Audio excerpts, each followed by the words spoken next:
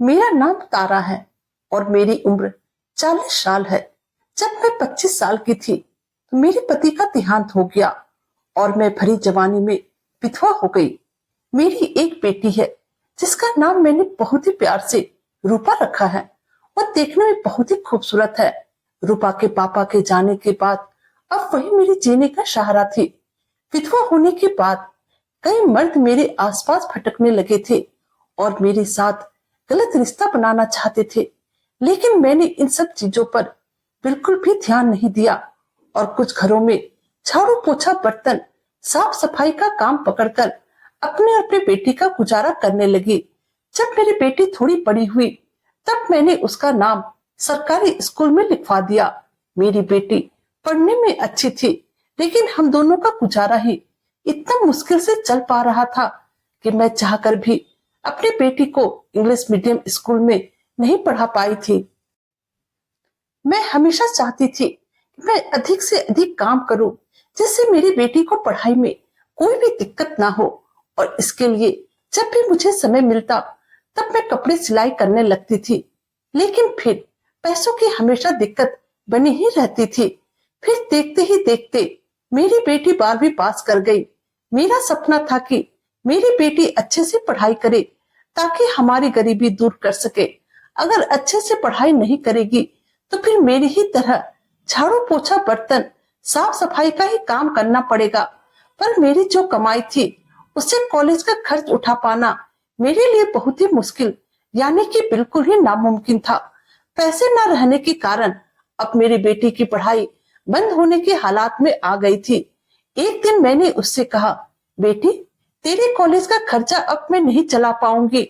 मैं जो काम करती हूँ उससे हम दोनों का गुजारा ही बहुत ही मुश्किल से होता है, इसलिए अपने कॉलेज के खर्च के लिए तो कोई काम देख ले। कई बच्चे ऐसे ही काम करके अपनी पढ़ाई का खर्चा निकालते हैं, नहीं तो तुझे पढ़ाई छोड़नी पड़ेगी। और तो और तेरी शादी के लिए भी मेरे पास पैसे नहीं है। उसने कहा, ठीक है माँ, मैं कुछ काम देख लूंगी। मेरी बेटी को पढ़ाई का बहुत ही ज्यादा शौक था, लेकिन मैंने उसे समझाया कि गरीबी दूर करने का यही एक तरीका है। अगर तू पढ़ेगी तो कहीं अच्छी जगह पर तेरी नौकरी लग जाएगी। हालांकि मेरी बेटी कहा करती थी, गरीबी दूर करने के लिए किसी अमीर आदमी से शादी कर लेना चाहिए। मुझे भी उसने कई बार कहा था कि माँ, किसी अमीर आदमी को देखकर शादी कर लो।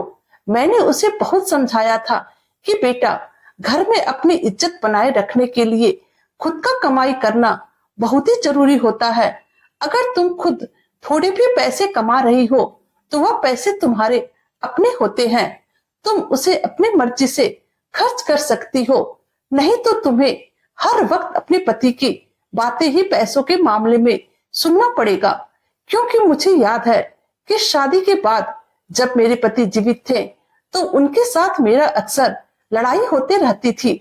मेरे पति इस बात का ताना हमेशा मुझे दिया करते थे कि तुम कुछ काम नहीं करती हो, केवल आराम से बैठकर घर में रोटी तोड़ती हो। और फिर रोज रोज के खटपट से परेशान होकर ही मैंने सिलाई सीखी थी। जब धीरे धीरे मैंने सिलाई शुरू किया तो घर में कुछ पैसे आने लगे तो मुझे कुछ राहत हुआ। हालांकि यह भी मेरे पति को ज्यादा पसंद नहीं था। वह कहते थे, औरत अगर काम करने लगी तो वह हवा में उड़ने लगती है। और अक्सर हमारे बीच में यही सब बातों को लेकर लड़ाई झगड़ा होते रहता था। शराब के नशे में कई बार वह मुझे मारता था और एक दिन इसी शराब ने उसकी जान ले ली। एक दिन मेरी बेटी घर आई तो उसने मेरे हाथों में 5,000 थमा दिए। मैंने कहा, इतने पैसे तुम्हें कहां से मिले? उसने कहा, मैंने काम ढूंढ लिया है और माँ, मैं बहुत ही खुश हूँ कि कम से कम अब मैं भी पैसे कमाऊंगी तो हमारे घर का खर्च आराम से निकल आएगा। मैं कुछ ना बोली, लेकिन अब अक्सर ही वह मुझे काफी सारे पैसे दिया करती थी। मुझे हैरत होती थी कि आखिर यह क्या काम करती है कि इसे इतने सारे पैसे मिलते हैं। मैं तो दिन भर काम करके भी इतना पैसा नहीं कमा पाती हूँ। मैं उससे पूछ बैठी, तो क्या काम करती है, कभी बताया नहीं। उसने कहा, मेरी एक कॉल सेंटर में जॉब लग गई है।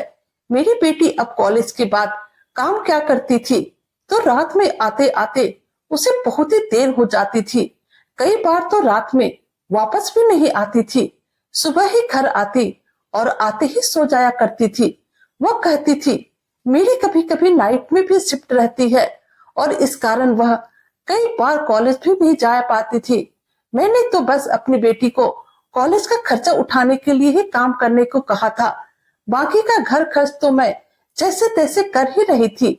लेकिन मेरी बेटी अब इतना पैसा कमाने लगी कि अब मुझे उस पर न जाने क्यों शक होने लगा। पैसे कमाने के चक्कर में अब उसकी पढ़ाई को भी नुकसान पहुंचने लगा था। एक दिन शाम को मैं बाजार गई थी, क्योंकि घर में राशन सब्जी वगैरह सभी कुछ खत्म हो गई थी। मैं एक बार में ही सारी सब्जियां राशन वगैरह सब कुछ खरीद कर ले आती थी, जिससे कि मुझे थोड़ा सस्ता पड़ता था। फिर जब मैंने सारा सामान खरीद लिया और अब जब मैं घर वापस आ रही थी, तो मैं अपनी बेटी को किसी आदमी के साथ बाइक पर बैठकर कहीं जाते हुए देखा और उसको देखकर मेरी आंखें फटी की फटी रह गई। उसने तो कहा था कि वह तो कॉल सेंटर में जॉब कर रही है, फिर वह इस आदमी के साथ कहाँ घूम रही है। मैंने उसका पीछा किया तो वह एक अजीब सी होटल के अंदर चली गई। मैं बहुत ही हैरत में थी। उस रात तो वह घर भी नहीं आई। अपनी बेटी के बारे में सोच सोचकर रात भर मुझे नींद नहीं आई। फिर सुबह होते ही मेरी बेटी घर आई और आते ही सो गई। कई घंटे सोने के बाद वह उठी तो मैंने उससे पूछा कल रात कहाँ थी और घर क्यों नहीं आई थी। तो वो कहने लगी माँ, कल रात मेरी नाइट शिफ्ट थी। और यह कहकर फिर उसने मेरे हाथों में 10,000 रख दिए। उसके काम करने के कारण अब हमारे घर की हालत में काफी सुधार आ चुका था। हमने अपने घर का मरम्मत भी करवा लिया।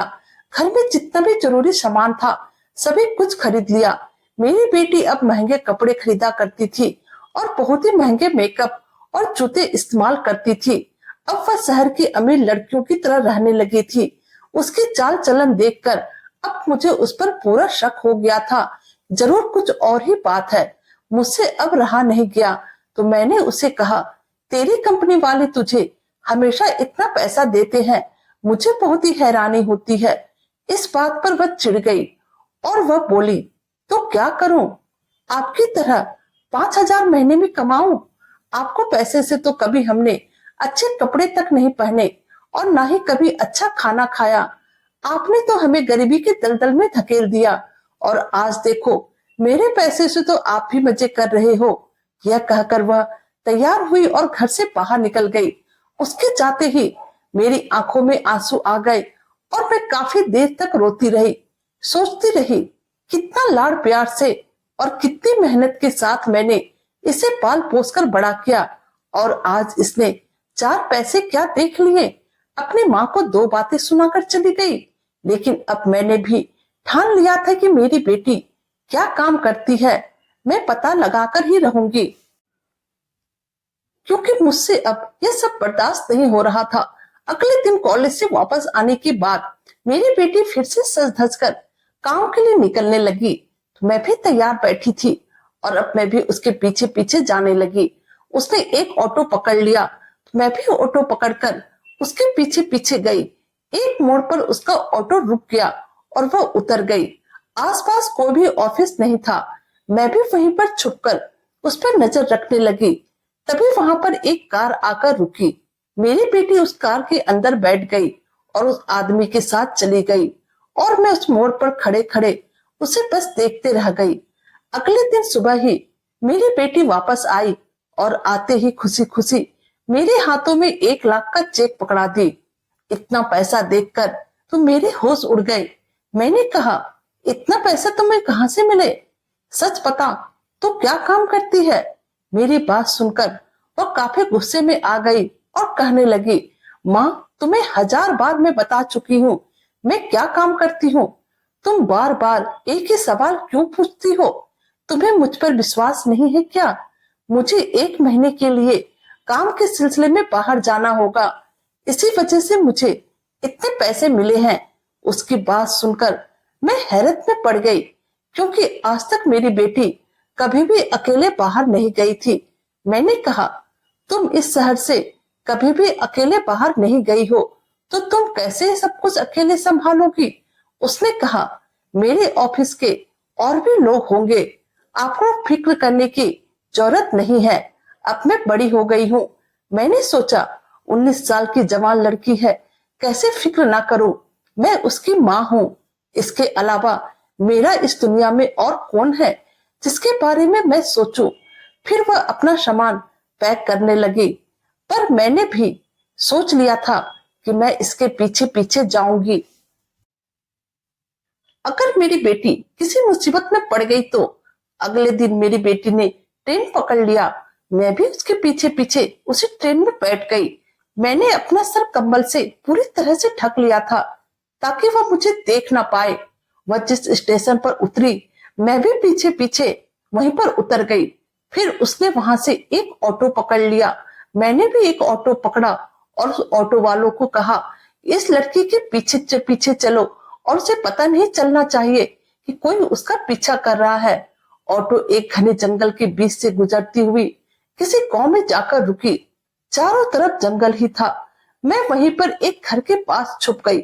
कुछ लोग उसे लेने के लिए आए और मेरी बेटी को लेकर कहीं जाने लगे। मैं भी उसका पीछा करने लगी। फिर वह लोग मेरी बेटी को लेकर एक मंदिर में चले गए। यह देखकर मुझे लगा, मेरी बेटी चोरी छुपे किसी से शादी करने तो नहीं आई है। फिर उन सारे आदमियों ने उसे देवी की मूर्ति के पास बिठा दिया और उसकी पूजा करने लगे। मैं ये सब देखकर बहुत ही हैरत में पड़ गई। आखिर यह सब क्या हो रहा था मेरी बेटी के साथ? और अधिक इस बारे में जानकारी लेने के लिए मैं उन लोगों की भीड़ में घुल मिल गई और अपनी बेटी पर नजर रखने लगी। उस मंदिर में ही मेरी बेटी के रहने का और सोने का इंतजाम किया गया था। फिर अचानक मैंने वहां पर किसी आदमी को कुछ ऐसा कहते सुना, मेरी रूह कांप उठी। वह आदमी कह रहा था, इस अमावस की रात को इस गांव पर बहुत ही बड़ी मुसीबत आने वाली है और यह लड़की ही हम सभी गांव वालों को इस मुसीबत से बाहर निकाल सकती है। आखिर अमावस की रात को क्या होने वाला था? यह सब सुनकर मेरे तो होश ही उड़ गए थे कि ना जाने अब आगे क्या होगा। 2 दिन के बाद ही अमावस की रात थी और फिर उसके एक दिन पहले उस मंदिर में एक साथ 20 मर्द इकट्ठा हुए। उन लोगों ने मेरी बेटी से कहा कि कल रात हम सब तुम्हारे साथ मजा करेंगे, हमें मजा दोगी ना? उसने कहा, इसी के लिए तो आप लोगों से पैसे लिए हैं। यह सुनते ही मेरे पैरों के नीचे से जमीन निकल गई। लेकिन उसके बाद उन लोगों ने जो कहा वह सुनकर तो मैं थर थर कांपने लगी। उन लोगों ने मेरी बेटी से कहा कि तुम्हारे साथ मजा करने के बाद तुम्हें हम बलि चढ़ा देंगे। यह सुनते ही मेरी बेटी का चेहरा सफेद हो गया और वह भी थर थर कांपने लगी। उसे तो यकीन ही नहीं हो रहा था कि यह लोग उसे मार देंगे और कल की रात उसकी जिंदगी की आखिरी रात होने वाली है। उसने कहा, तुम लोग ऐसा मेरे साथ नहीं कर सकते हो, मैं यहाँ से अभी के अभी चली जाऊंगी। फिर वह जैसे ही जाने लगी, सारे मर्दों ने मिलकर उसे पकड़ लिया और रस्सी से बांध दिया। फिर वह लोग मंदिर में ताला मारकर चले गए। मैंने देखा मेरी बेटी मंदिर के अंदर रो रही थी।